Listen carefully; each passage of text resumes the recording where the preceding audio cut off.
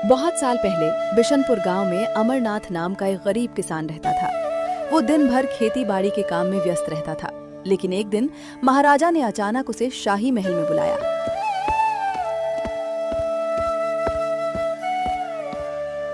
सुनिए, क्या आपका नाम अमरनाथ है? जी हाँ। आपको कल सुबह राज दरबार में उपस्थित होने का आदेश दिया गया है। क्या मैं कारण जान सकता हूँ? कारण के बारे में मैं कुछ नहीं कह सकता। राजा का बुलावा सुनकर अमरनाथ चिंतित हो गया। अगली सुबह नाश्ता करने के बाद अमरनाथ शाही महल के लिए निकल पड़े। अब मैं चलता हूँ। पता नहीं महाराजा ने मुझे क्यों बुलाया है। सुनिए जी, कुछ भी हो आप उच्ची स्वर में बात नहीं करना। ठीक है, मैं ये बात ध्यान में रखूंगा।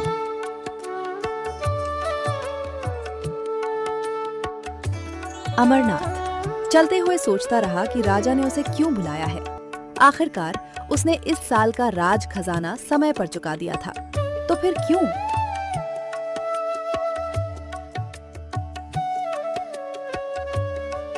इस बीच प्रजा राजमहल के सामने खड़ी होकर राजा के सामने अपने गांव पर मंडरा रहे खतरे के बारे में अपनी शिकायतें रख रही थी। पूरा राज दरबार हैरान और बेबस बैठा था। तभी अमरनाथ वहां आ पहुंचे।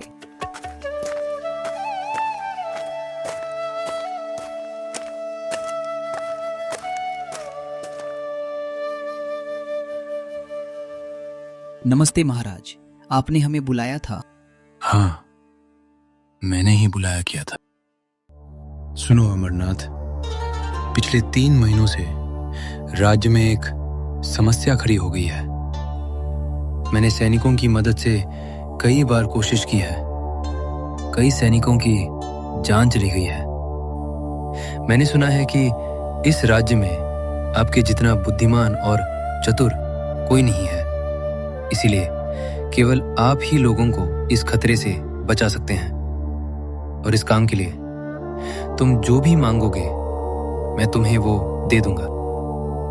लेकिन महाराज, ये खतरा क्या है? कृपया हमें ये बताएं। ठीक है, तो सुनो।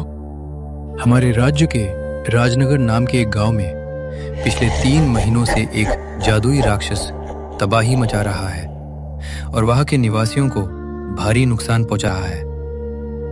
कोई नहीं कह सकता कि ये राक्षस कहाँ रहता है या दिन में क्या करता है।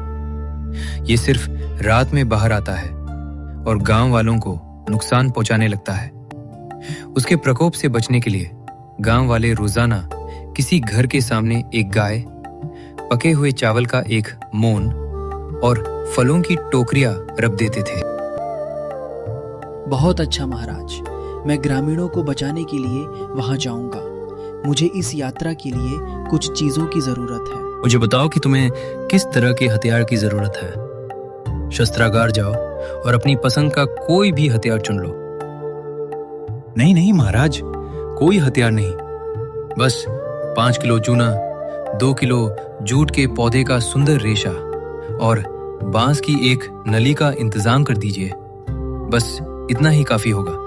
देखो, ये राक्षस बहुत खतरनाक है। तुम इन चीजों का क्या करोगे? महाराज, ये सब मुझ पर छोड़ दीजिए।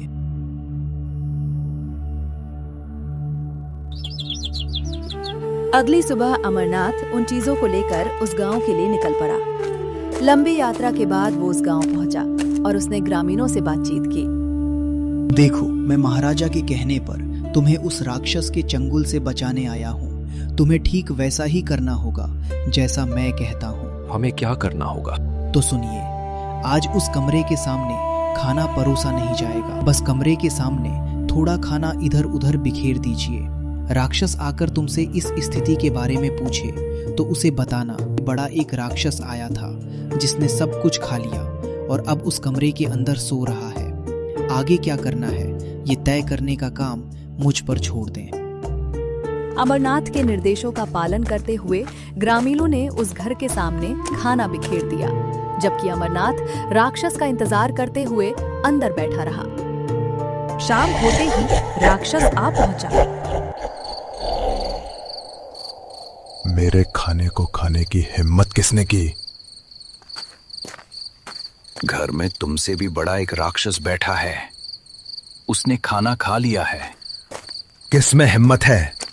बाहर आओ। मैं तुम्हारा बाप हूं। देखना चाहते हो? मेरे बाल देखो।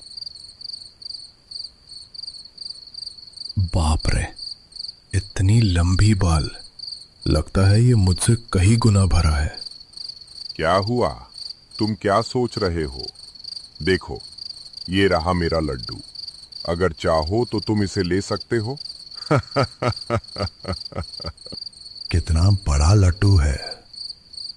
मुझे इसे चखना है। उस मूर्ख राक्षस ने चूने के एक ढेले को लड्डू समझकर मुंह में डाल लिया। मुंह में जाते ही वो जलने लगा। अरे बाप रे, अगर मैं यहाँ और रुका रहा तो पक्का मर जाऊंगा। बेहतर होगा कि जब तक मौका है मैं यहाँ से निकल जाऊं। इस तरह अमरनाथ ने अपनी समझदारी से ग्रामीणों को राक्षस से बचाया। इस बीच ये खबर सुनकर राजा खुश हुए और उन्होंने अमरनाथ को राज्य की सेना का सेनापति नियुक्त किया। दोस्तों, अगर आपको ये कहानी पसंद आई हो तो कृपया सब्सक्राइब, लाइक और शेयर करें।